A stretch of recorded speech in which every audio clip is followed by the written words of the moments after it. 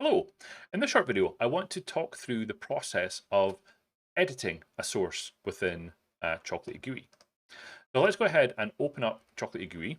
Now, what we'll find in my current configuration is that I have two remote sources enabled. I have my Chocolatey internal, which is my Nexus repository that I have running on this machine, and I also have the Chocolatey license feed. Now, if I were to click on settings here and to go into sources, then we'll see that I actually have three sources configured.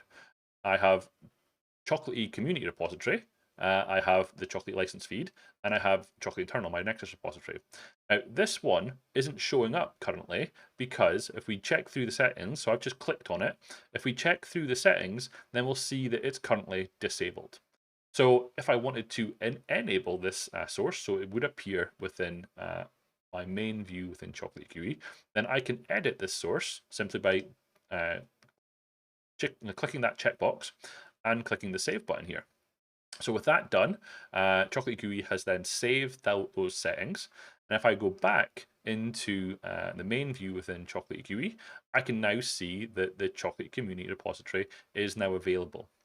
Now, one of the reasons that that was disabled is because in a organizational context, we don't necessarily recommend using the Chocolatey community repository.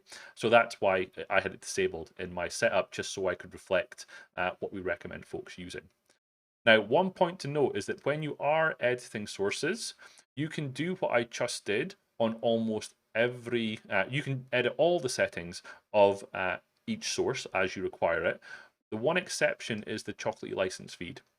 So when I clicked on the Chocolatey license feed, then a red string came up here that says the only modification that can be made to Chocolatey license source is to enable or disable it. Now the reason for that is that when you have Chocolatey license installed, the Chocolatey license feed pretty much always has to be there, because if it's not there, Chocolatey itself will put that feed back. So if you don't want to use it, the recommendation is to enable or disable it. It's not to delete it or try to manipulate any of the other settings. The Chocolatey GUI won't allow you to edit anything other than the is disabled property of the Chocolatey license feed.